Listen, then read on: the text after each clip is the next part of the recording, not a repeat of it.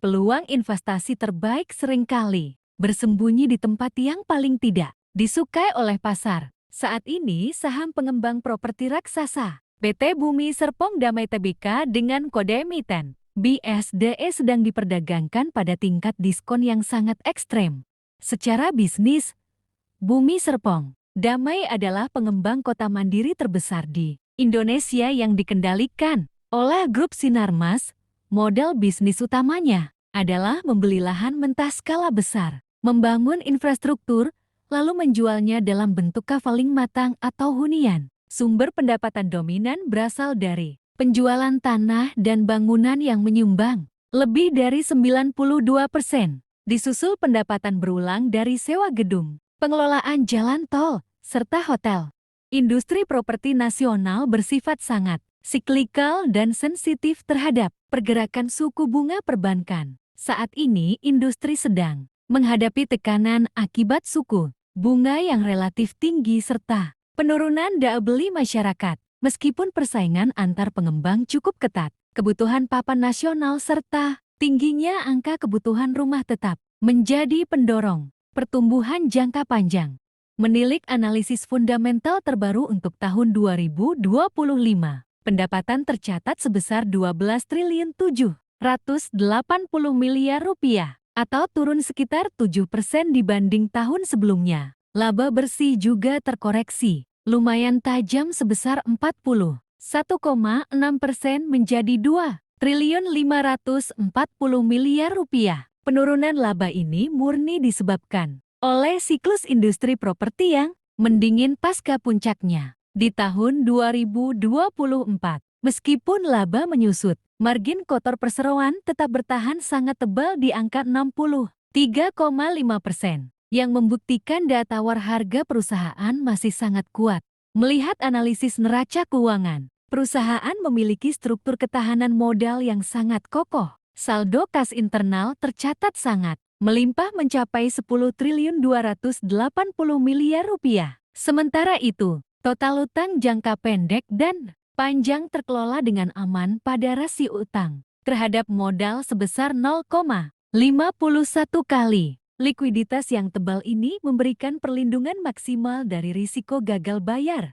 Kualitas bisnis perusahaan ditopang oleh keunggulan bersaing yang sangat tangguh. Kawasan kota mandiri, BSD City telah menjadi magnet ekonomi baru yang terintegrasi dengan pusat bisnis dan pendidikan. Kepemilikan cadangan lahan raksasa yang diperoleh dengan harga historis murah menjadi keunggulan. Biaya yang sulit ditandingi oleh pengembang lain.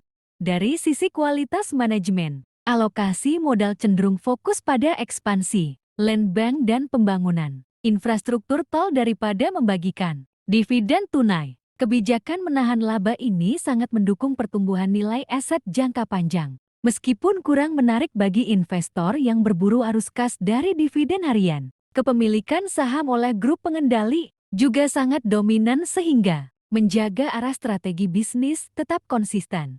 Memasuki analisis valuasi, disitulah letak daya tarik utamanya. Nilai buku per saham tercatat sebesar Rp2.487 dengan harga pasar saat ini berada di level Rp585.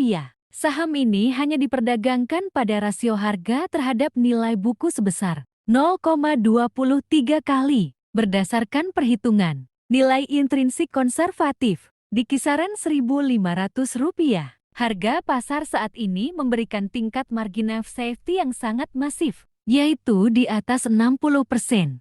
Katalis positif yang berpotensi mendorong kinerja di masa depan adalah pengoperasian ruas jalan, tol baru serta potensi pemangkasan suku bunga acuan di tingkat global maupun domestik. Kebijakan tersebut akan menggairahkan kembali pasar KPR dan memicu siklus naik industri properti.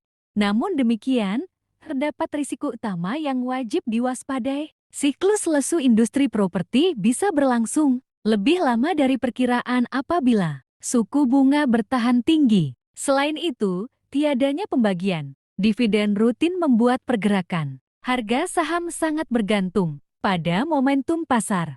Sebagai investor yang berfokus pada nilai intrinsik dan diskon aset, Harga saham saat ini dipandang telah mencerminkan skenario terburuk yang berlebihan. Risiko kebangkrutan permanen sangat minimal berkat cadangan kas yang besar. Oleh karena itu, saham ini sangat layak untuk terus dipantau, khususnya bagi mereka yang mencari aset berkualitas tinggi dengan harga diskon. Kesimpulannya, perusahaan memiliki keunggulan aset dan neraca yang sangat sehat, tetapi sedang menghadapi tekanan laba jangka pendek akibat faktor siklikal. Bagi tipe investor sabar dengan horizon jangka panjang 3 hingga 5 tahun, kondisi ini menawarkan margin of safety yang sangat tebal. Sebaliknya, bagi para pelaku perdagangan jangka pendek, saham ini mungkin terasa lambat dan membosankan. Apakah penurunan harga saham akibat siklus industri seperti ini merupakan kesempatan emas untuk mengumpulkan aset murah? Ataukah Anda lebih memilih saham yang memberikan dividen rutin setiap tahun? Tuliskan pandangan Anda di kolom komentar. Dan sampai jumpa pada analisis saham berikutnya.